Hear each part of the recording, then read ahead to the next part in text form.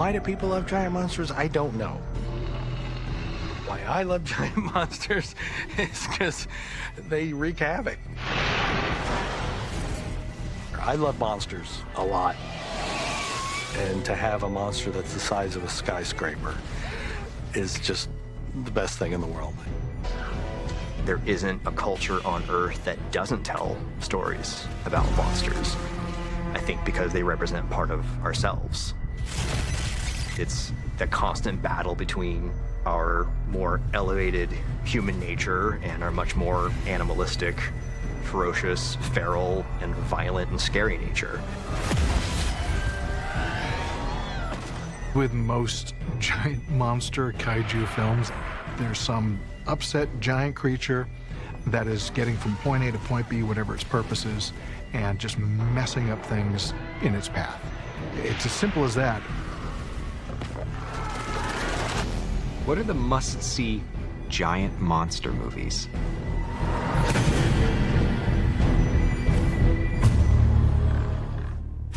Horror films, science fiction films, they mirror the anxieties of the age.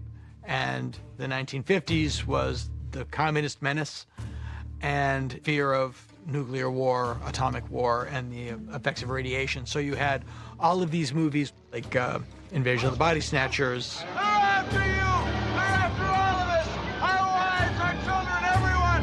They're here already! I Married a Monster from Outer Space. So people look the same, but they're not. You're some thing that crept into Bill's body. They're evil, like your neighbor. Could be an alien or a pod person or a commie.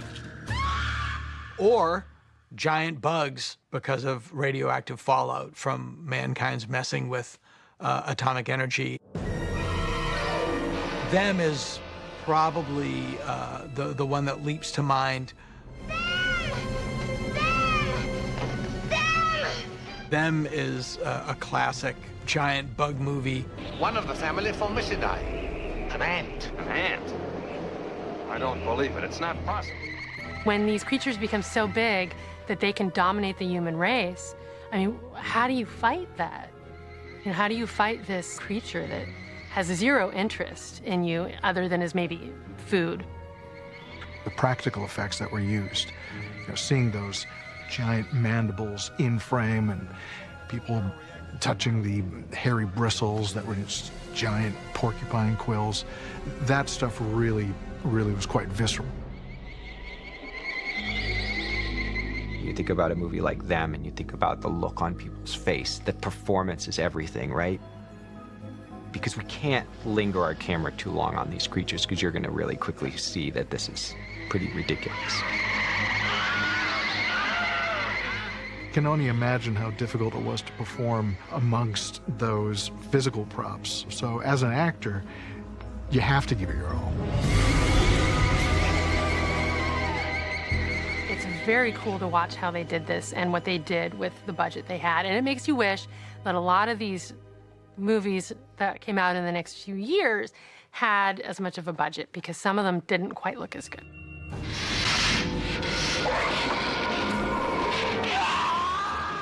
We just made spiders big, ants big, whatever it was, just made them bigger. Was it as creative as it could be?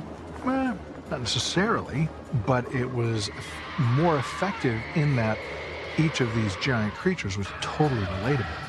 We know what a spider is, we know what an ant is, and to imagine them that big, that's the horrifying part, is we know what it is. I have never seen a black and white film about irradiated giant animals on the attack, which I haven't loved. There is something, some eternal 10-year-old inside of me that just wants to see giant spiders or giant ants march on Santa Fe.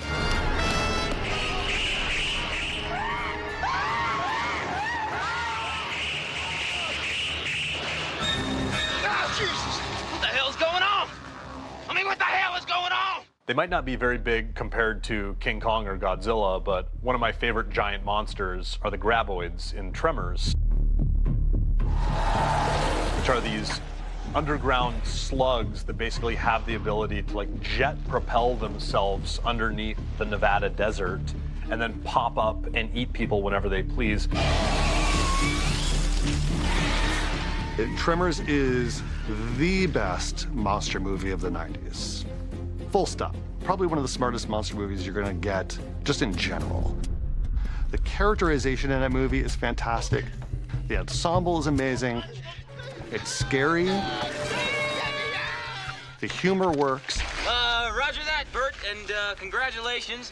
Be advised, however, there are two more mother humpers. It takes two guys that we all can relate to in some way. They're good old boys. They're guys that, like, you would have gone to high school with. They have no special skills, really. They are not scientists. I don't even know if they're bright. Well, I'll tell you, nobody handles garbage better than we do. And then it puts them in a monster movie. Tremors also capitalizes on the Jaws POV. Like, you were in the killer perspective. No way. And that is horrifying. And the practical effects of that movie still hold up. When they trick the one graboid into smashing into the cement wall, and then they, like, dig up one end of it, and Kevin Bacon picks it up. I found the ass end! You feel the scope. You feel how big that thing is, because they created that thing, you know? And it just feels real. When the graboid comes smashing through Burt Gummer's wall, and the tentacles come out, it's just so good. It does kind of take that old school Western idea that if anybody tries to invade us, we've got guns and we're Americans and we'll blow your ass away.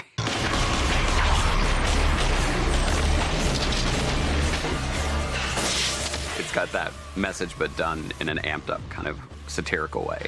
Broke into the wrong goddamn rec room, didn't you, you bastard? There is a gleefulness to the movie that's very hard to recreate. It's been often imitated, but very hard to recreate. There's just something very genuine. It was coming from a genuine place, and no one saw it coming. I want to watch this movie tonight. It's so good.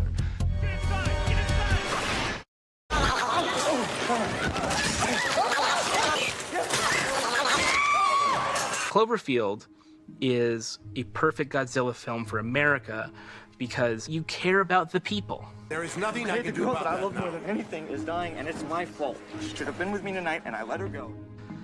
Cloverfield makes you care about this romance falling apart and these goofy young people in Manhattan. Go and bring some guy to my party. You haven't talked to me in weeks.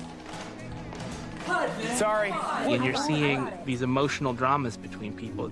The soap opera element of it is very American. Rob and Beth totally had sex together. I knew it. And it's about their survival. Cloverfield showed you can be a successful American young person, your life is great, and at the drop of a hat. And hang on to the people that you care about the most. Oh, God! Oh, my God! What the hell was that? Oh. It can all be taken away by terrorists or giant kaiju or an invading army or whatever. Like, you are not safe. No matter how much money they put into the military, it is not going to last forever, and it's coming. And partly it already has come with 9/11.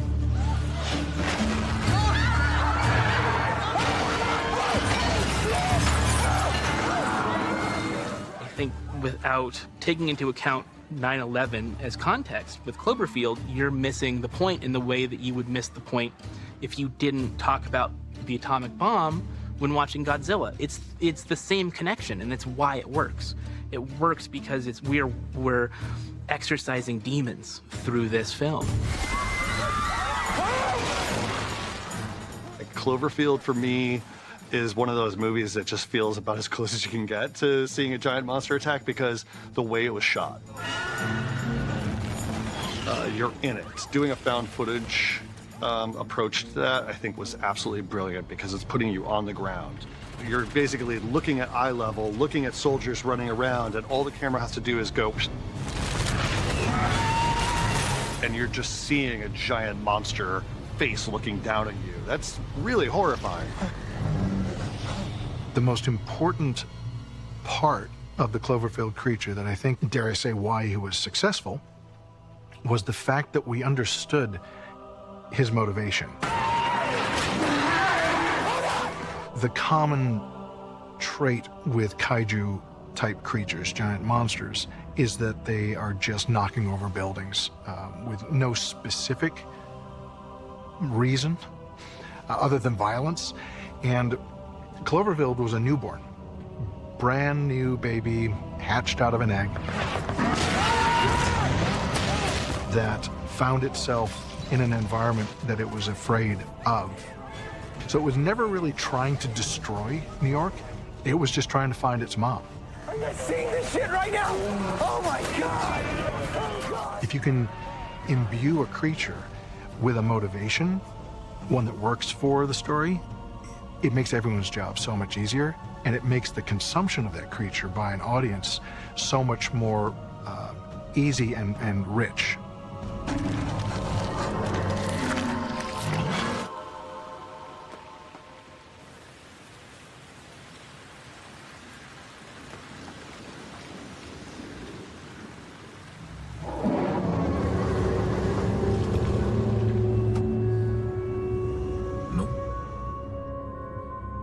Nope. Oh my gosh. I haven't seen a movie in so long where something as simple as a cloud became menacing. OJ! It's in the cloud! It's like the other side of a Joni Mitchell song, right? Like clouds, and I see them up and down, and now I'm fucking terrified.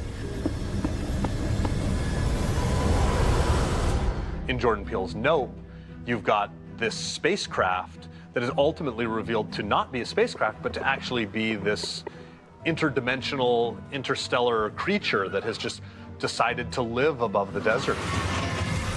And then once we get into that creature as it devours those people, it squishes them in the mouth. Oh, it was so good and so singular. I had never seen anything like that before. Once you realize that people are getting sucked up into this thing and then going through its digestive tract, I was just like, this is awesome. And then it, like, when it regurgitates all of that blood on the house, that's nightmare imagery. You never imagine a farmhouse being covered in blood. Jordan takes you inside and you're living with those characters, experiencing that. And then you pop out for the wide.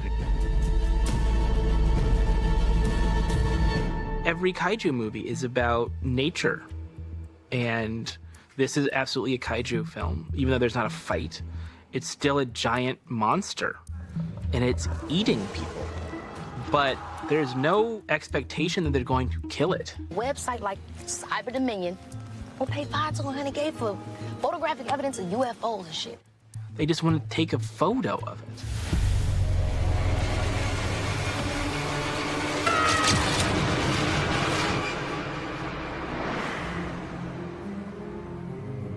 When it opens up, you know, into this kind of butterfly, it's more dangerous because it's beautiful, but yet it becomes more lethal when it really reveals itself. It's a film about the feeling of being observed and the observer. You can identify with the alien, you can identify with the band of heroes, because we're all in that space where we're going back from being the subject to being the watcher. Are we behind the camera, or are we in front of the camera?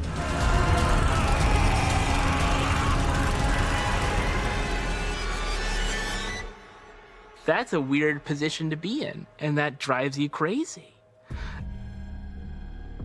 And you see what happens to the monkey, you see what happens to the monster, and you see what happens to people of color when they're treated like cattle to be herded, or anything that takes your difference and makes it a gimmick, something to sell. So people who say that that movie didn't have the same kind of cultural or socioeconomic or racial undertone the other two of his films had are wrong. It's right there.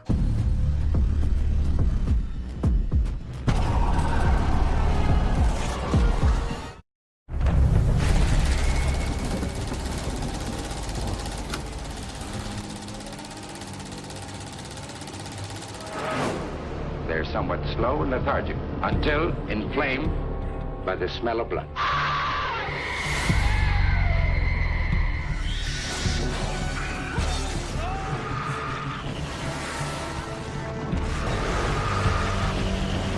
What if circumstances magnified one of them in size and strength? Then expect something that's fiercer, more cruel and deadly than anything that ever walked the earth. There's nothing out there. Nothing in the mist.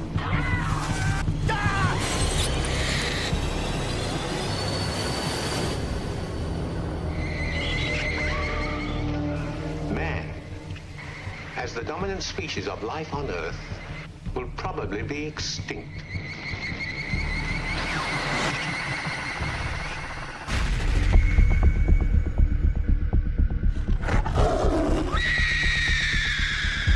You know, King Kong and Godzilla are not just film history, but they are cultural iconography. You know, like they almost represent like America and Japan in various ways, but like they just are pop culture. Like they transcend just being, oh, here's these great movies.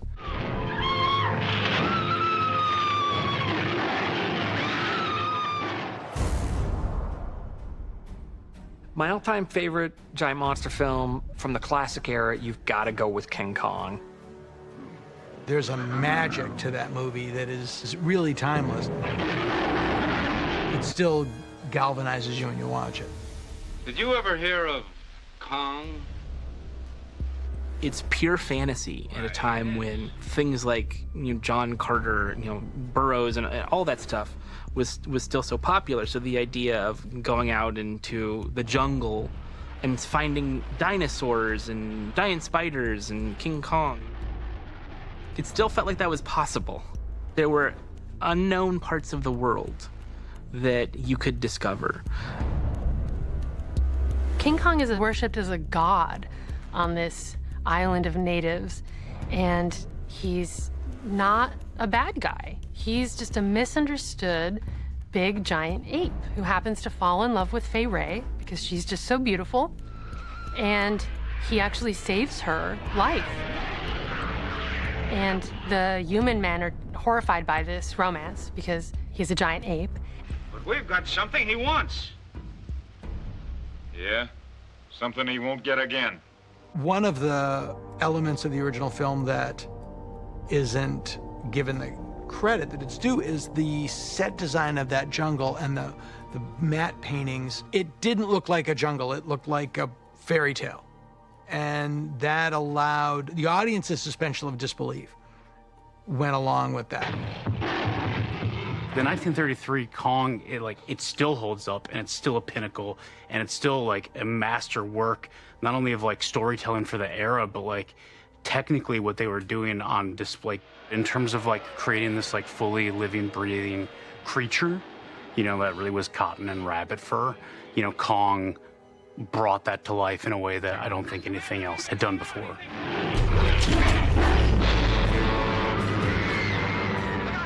There's something so moving about him lost in the city and fighting for his life.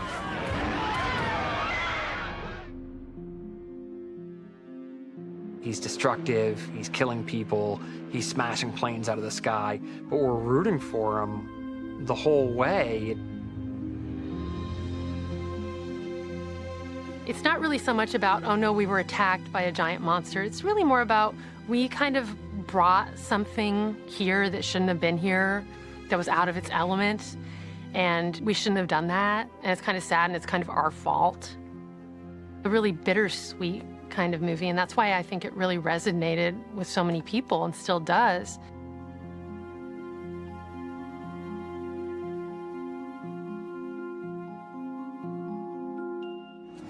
What does it matter? Airplanes got him. It wasn't the airplanes.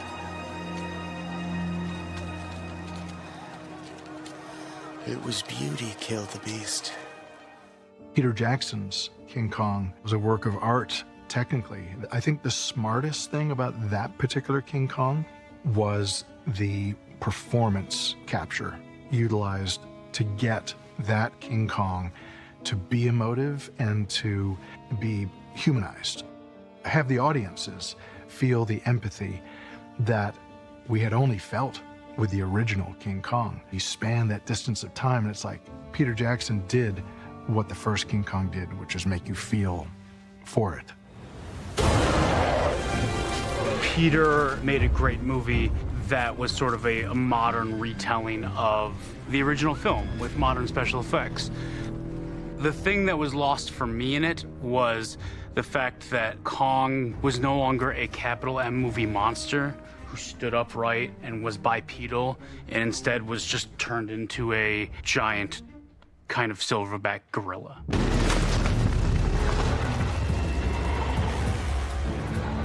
One of the things that was really important to me in going into Kong Skull Island was bringing back that capital M movie monster vibe. Early on in my thought process, it was almost like, what would have happened if Kong didn't get taken off the island? Could this Kong actually just be an extension of the older version?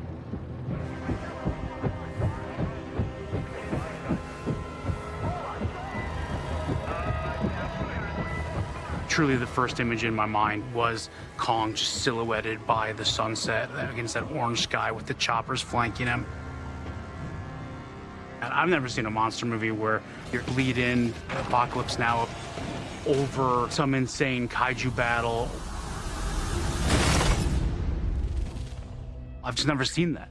And I think so much of cinema right now and preserving the religious element of the theatrical experience is like giving people something they haven't seen before.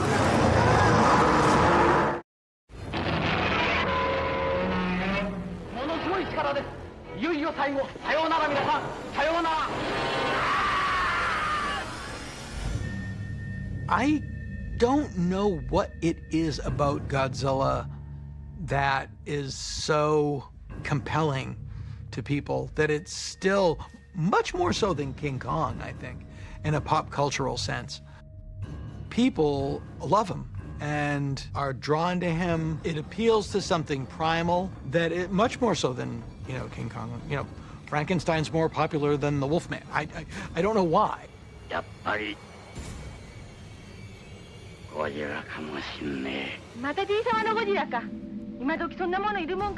American audiences know this character as Godzilla, but the name Gojira actually is pretty self-explanatory because it's a combination of gorira, the Japanese pronunciation of gorilla, and then kujira, which is the Japanese pronunciation of whale. So it's this large creature, you mash them together, and you have a creature that can traverse land and sea. There would be no Godzilla without the beast from 20,000 Fathoms. 5, 4, 3, 2, 1.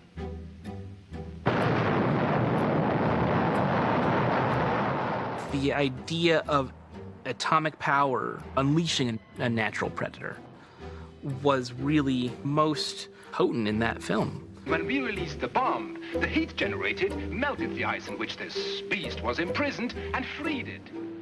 There's a bomb testing. This ancient dinosaur comes out and wreaks havoc through America. And from this kind of humble but very popular movie, you get Godzilla.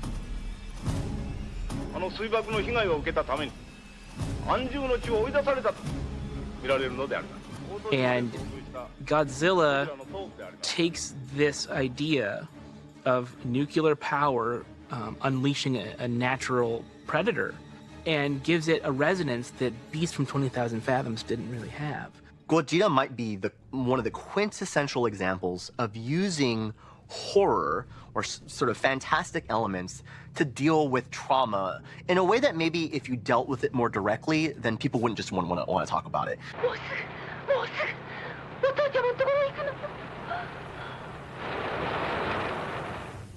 This is 9 years after the end of World War II. Think about the atomic bombings of Nagasaki and Hiroshima. 嫌なこった。せっかく長崎の原爆から命拾いしてきた大切な体なんだもの。 I don't think it was even a complaint that the weapons had been used against Japan, so much as the realization that there was now a new terror in the world. And the representation of this terror would be in the form of this giant monster figure. When you go to the original 54 Gojira, it is a dark story of cultural PTSD.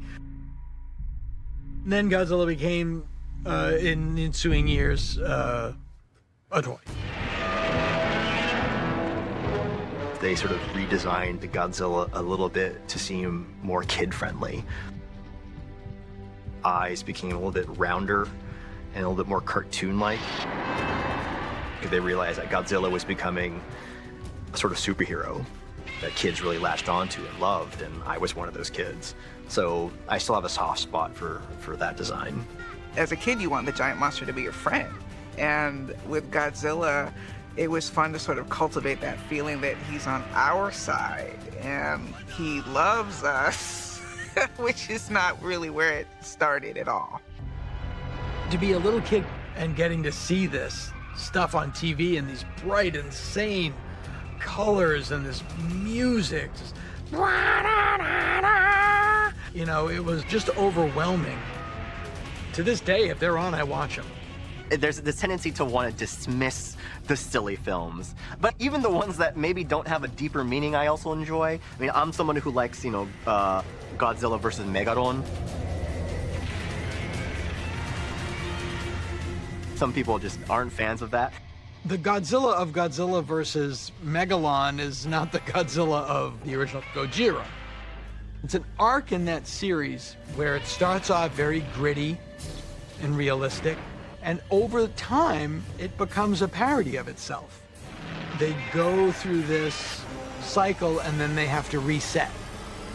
And they do that a lot. When I was a kid, Godzilla was more like a hero, you know, and he was fighting and beating up all other monsters, and that's what I wanted. And I knew that back in 2004, this is the last opportunity to make old school man-in-suit Godzilla, which I love. Because I knew that, you know, they're gonna reboot it, you know, but it's not gonna be like that Godzilla that I loved when I was a kid. Godzilla can be hero, can be, you know, scary, can be fun. It's just like the final big firework carnival. So let's have fun.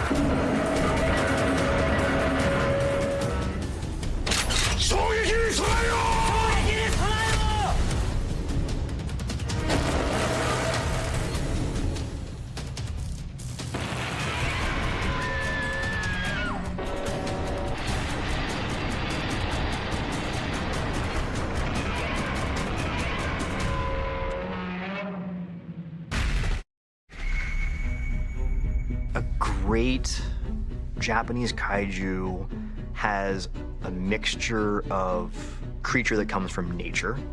So there are elements of reptiles or mammals, but they also have a mythological elements to them, almost a fantastical aspect to their design. Typically, they don't just take an animal that we're familiar with and just, you know, make it 200 feet tall. There's always flourishes to them. What I find so compelling about the Japanese point of view is that they are fearless. in respects to aesthetics and certain choices about these creatures, because they go crazy. I mean, some of them are absolutely zany. Did you ever see the movie Big Man Japan?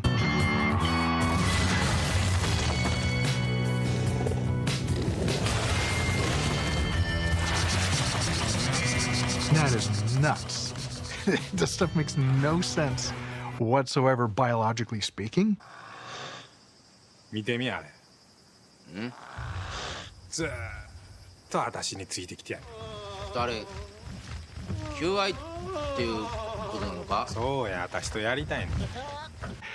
But that's what's so wonderful about it. As a creative person, I realize how stifled my creativity must be, because I could never come up with that kind of wonderful lunacy. For me, Mothra always has a special place in my heart, because ultimately, she ends up being a mother, right? So there you go, come on. Gotta go with the mother. The idea of, yeah, big moth, that'll be scary. Well, how do we summon it? Let's have identical twin tiny people, and they'll sing.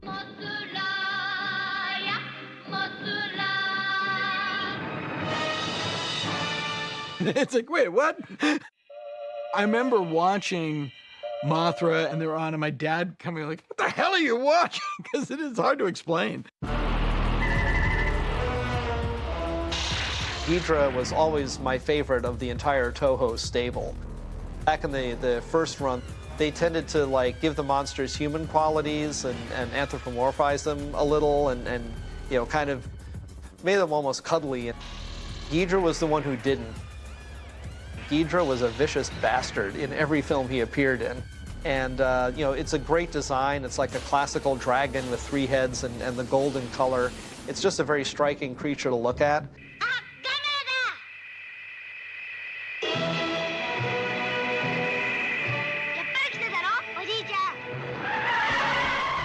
Gamera is my second favorite giant monster kaiju from Japanese kaiju monster movies.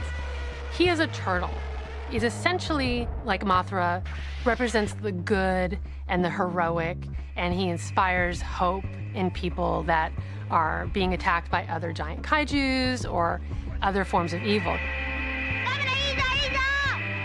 Those films were really kind of silly, and Gamera is fighting a monster that was basically a giant butcher knife with eyes and legs.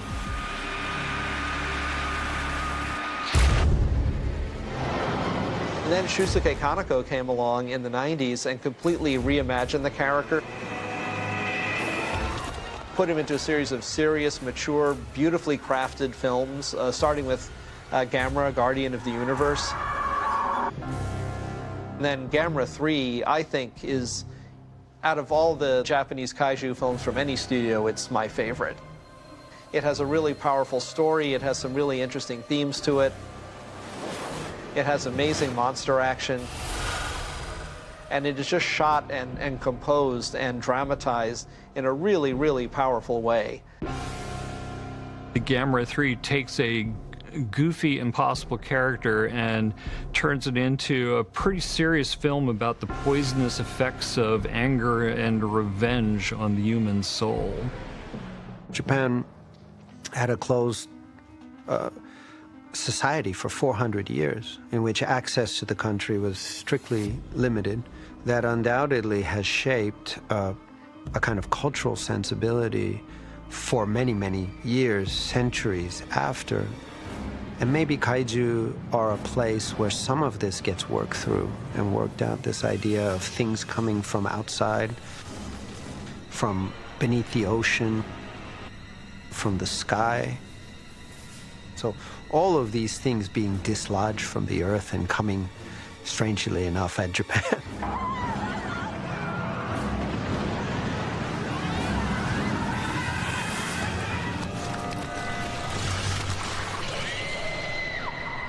Before Bong Joon-ho directed Parasite, he directed The Host, which is a giant monster film which is actually about income inequality in South Korea. But by extension, in throughout the industrial capitalist world. And so you do get the thrills of a giant monster movie, but you also get this kind of touching, funny, slightly heartbreaking story about people who are living on the margins because they're living, making it paycheck to paycheck. 방금 임마 4번 돌자리에서 항의가 들어왔어. 오중에 다리가 9개라고. 그거 안게 네가 떼먹어버렸냐? You know, the first 30 minutes of that film, from meeting the family and the river attack, that's perfect filmmaking.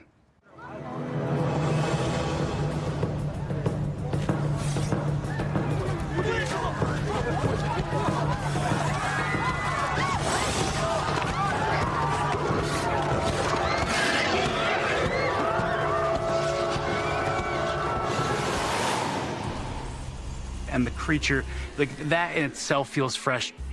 And it was so inelegant in the way that it moved, in the way that it almost tripped over itself. And you just had this sense that it lived a pained existence.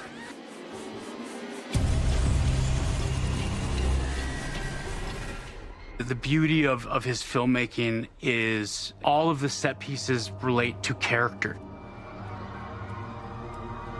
When this monster starts tearing through things in the panic, he loses track of his daughter, tries to rescue her, grabs the wrong girl's hand, looks behind him, and the one thing that he was supposed to do right, which is protect his daughter, fails.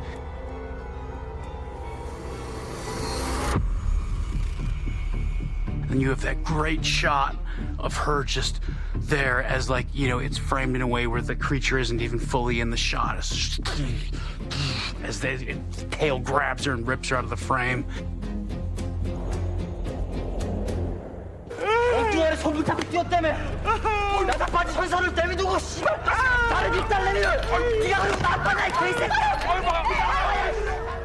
So this family who have had this rough, patchy relationship now have to come together to break away from the government that's trying to keep them quarantined to go find this missing girl.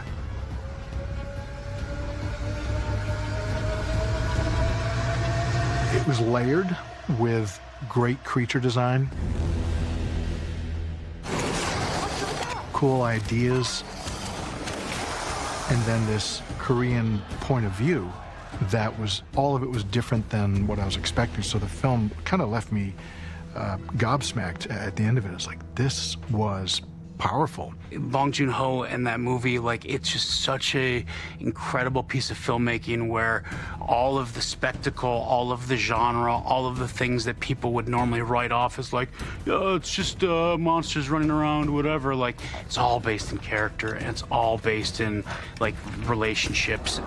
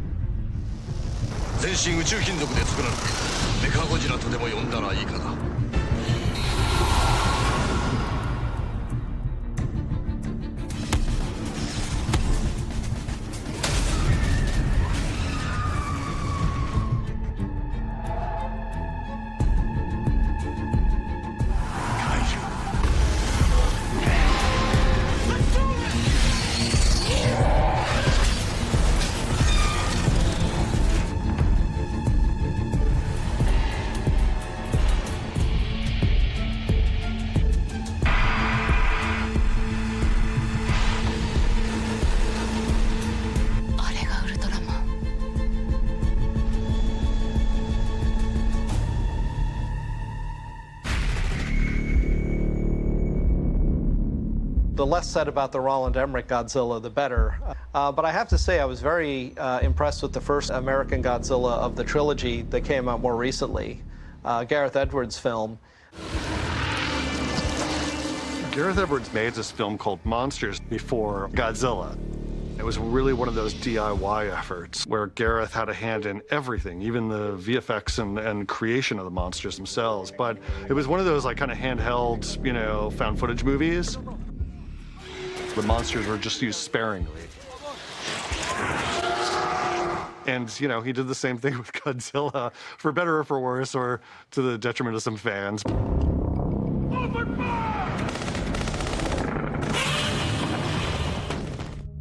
But it was smart, you know? It was just smart to blend that kind of docu-style to both movies. I really enjoyed the fact that it was shot from kind of a human's eye view, in a sense, where you don't quite see everything that's going on, as you wouldn't if Godzilla was really rampaging through your city. You would not get a great look at him. Edwards really kind of choreographed the whole thing in such a way that you really identified with the people looking at this giant monster that's come to destroy them.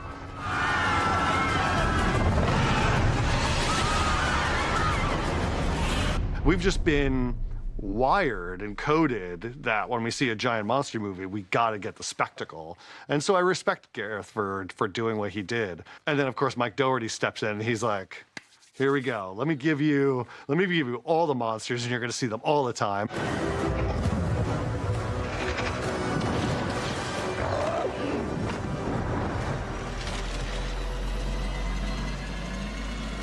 It's tough because there's a lot of baggage. Whenever you're dealing with a legacy character, there are expectations that the fans have.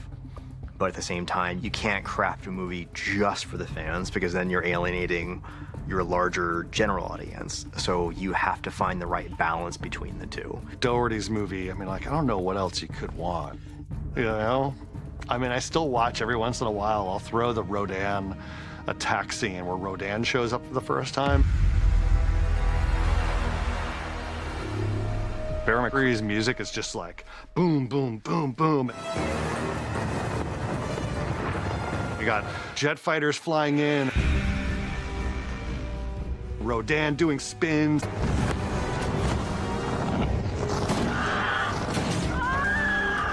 I get chills even thinking about it. I'm like, this is exactly what I want from a kaiju movie. This is incredible. When I came on board, they said, well, we want to do a sequel.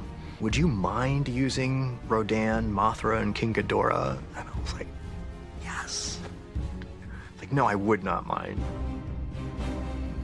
I mean, that's just like the best party in the world, is to go hang out with that crew. I actually wanted to use more. And then Adam Wingard just went, I'm gonna top that, I'm gonna give you a buddy movie where King Kong is the hero, and he's John McClane, he's gonna take on Godzilla. Godzilla vs. Kong has a gorilla that uses a magic axe. It's like, and it's funny. I believe King Kong. I don't believe he would use an axe. You draw your own line.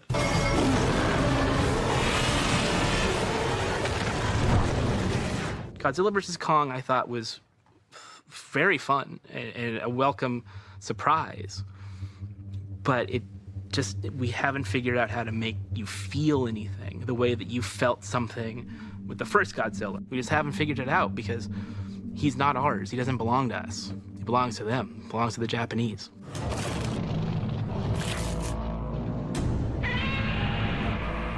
I think any good franchise, it's able to constantly reboot itself to reflect the fears of the time. And so if the first Godzilla film was reflecting fear of the nuclear age, then you get to, like, Hedorah, you know, and it's called the smog monster, which is way less cool in America. But, you know, Hedorah is technically an alien, but he feeds off pollution. And that was coming out in the 70s when, like, Tokyo was famously gross, polluted city.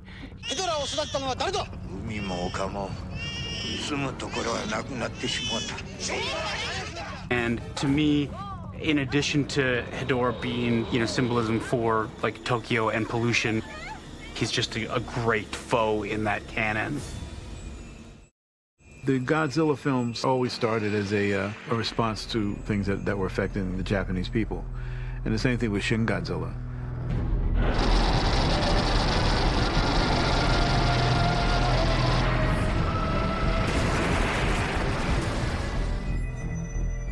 hard not to see that film, which was released in 2016, as a reflection on Japan's response to 2011, the earthquake, tsunami, and the nuclear crisis with the Fukushima nuclear reactor.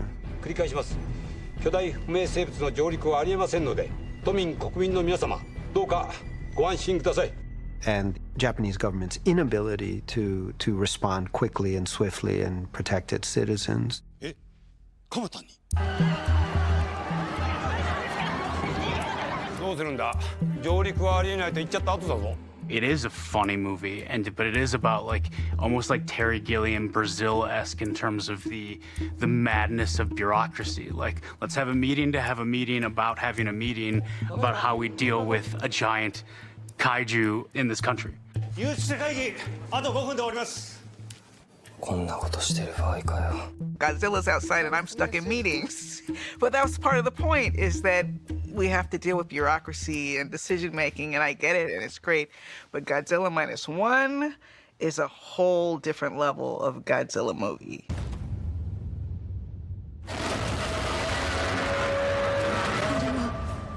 Godzilla. And if it weren't for the original Godzilla, I would say it's the best.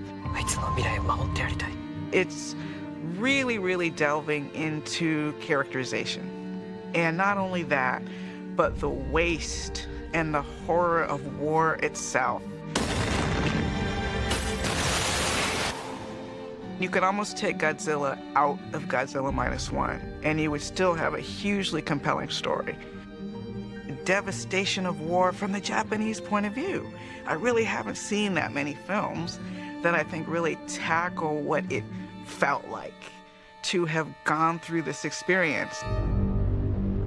Midway through, there's possibly the greatest Godzilla destroys a district in Japan sequence ever filmed.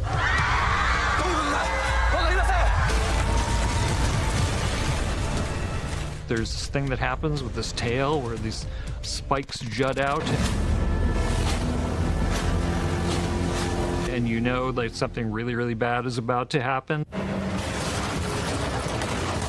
It had me crying, which I had no idea would be happening in a Godzilla movie. The Godzilla monster effects are so much fun. The devastation is, of course, everything you want from a Godzilla movie. But it has this beautiful core that you walk out of the theater feeling like, yes, human life is precious, every single one. And that's not what you expect from a Godzilla movie.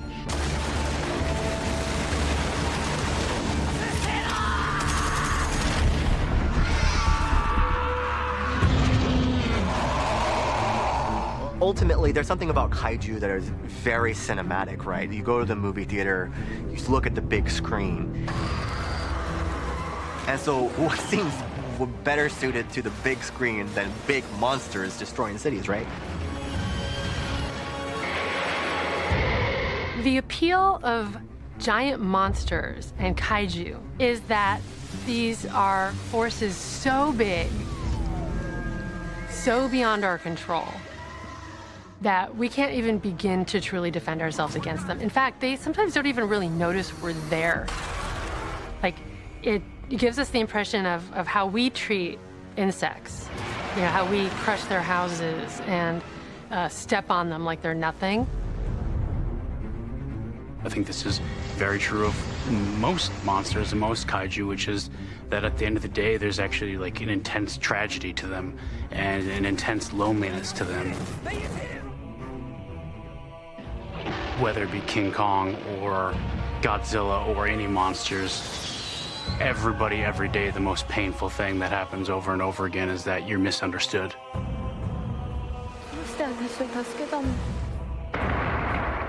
And to me, kaiju and monster films just fundamentally tap into that core feeling of being misunderstood.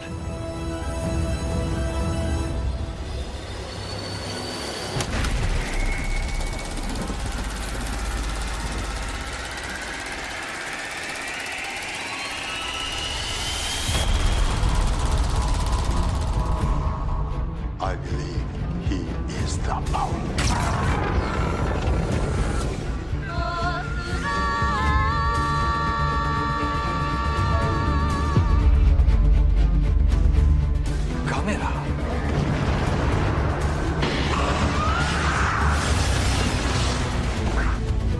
Have you found anything yet? Say over. I just said it. I know, say it again. Over! I know an enemy when I see it.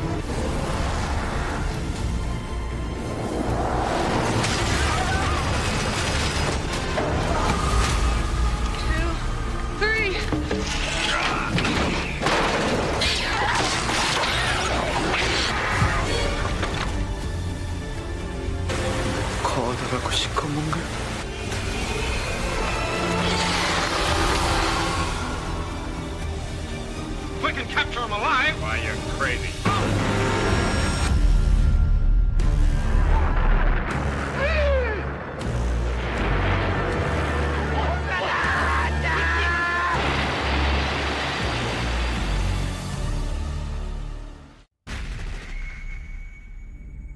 There's been a lot of great Japanese horror films that are very moody and subtle. And then on the other side of the coin, you have movies that are absolutely out of their minds. This guy's been shoving metal into his own leg. 40 kids or whatever killing each other in the most brutal of ways. You could just feel everyone just be like, oh my God.